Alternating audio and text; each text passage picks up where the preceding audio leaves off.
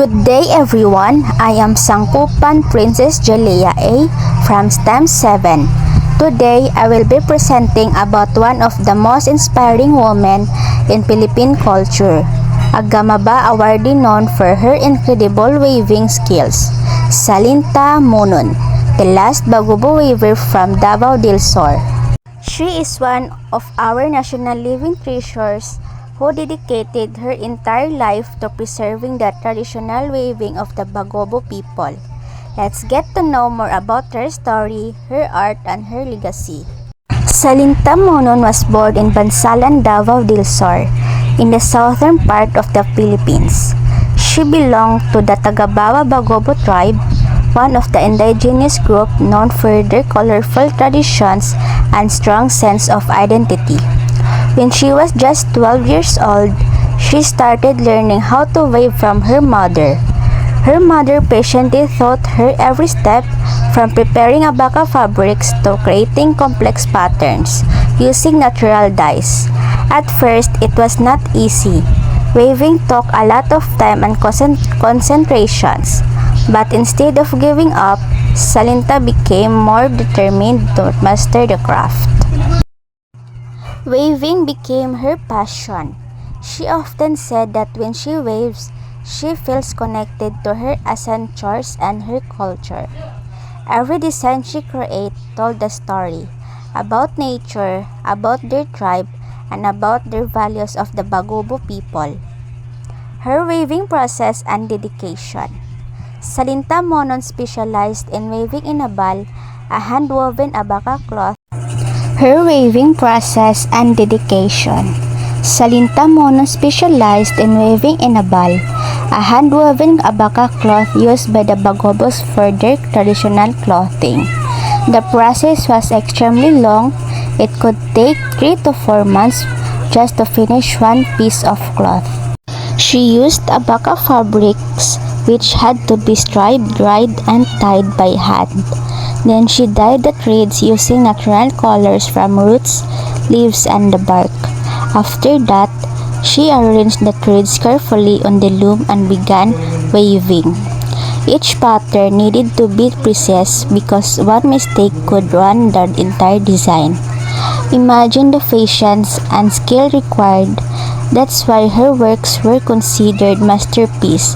Every inabal she made showed her creativity, her discipline, and her deep respect for her culture.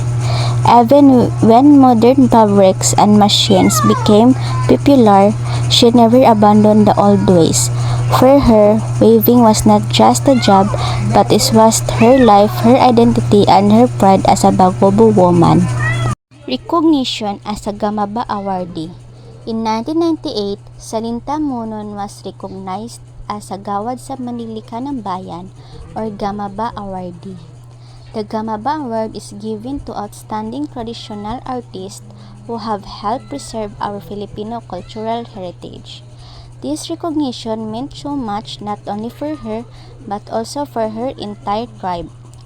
It was a symbol that their culture and art are valuable and worth protecting. Through her, the traditional Bagobo waving became an inspiration to many other wavers and young artists who wanted to continue the tradition. Legacy and relevance to society. Salinta Monon's life teaches us the importance of preserving our culture and traditions. Today, in a world that moves so fast, people often forget where they came from. But Salinta reminds us that our culture is part of who we are. She showed that true art takes time, effort, and heart.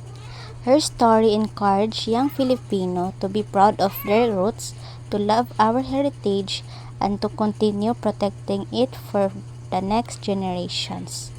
Because of her, Bagobo waving is now recognized as an important part of Philippine culture. Many younger wavers continue to learn her techniques, and some organizations are now supporting the preservation of the inabal waving tradition. My personal reflection. For me, Salinta Monon is not just an artist. She is a true symbol of passion and perseverance. Even though she faced many struggles, she stayed strong and dedicated. She did not let modernization erase her culture. She inspired me to love what I do, to work hard, and to stay patient even when things are difficult. Just like how she spent months weaving a single cloth, we also need patience in achieving our goals. Her story reminds me that every effort counts, and that when we value our traditions, we also give honor to our country and our ancestors. Through her works, Salinta Moron showed that being Filipino means proud of our culture and our creativity. To end my presentation, I want to say that Salinta Monon's legacy continues to live on, not just in museums or books, but in the hearts of people who appreciate and respect Filipino art. She may have passed away, but her spirit as a weaver and cultural bearer remains alive in every inabal cloth that carries her story. Once again, I am Sangkupan Princess Julia A. from grade 11 STEM 7, and that was my presentation about the life and works of Salinta Monon. Thank you.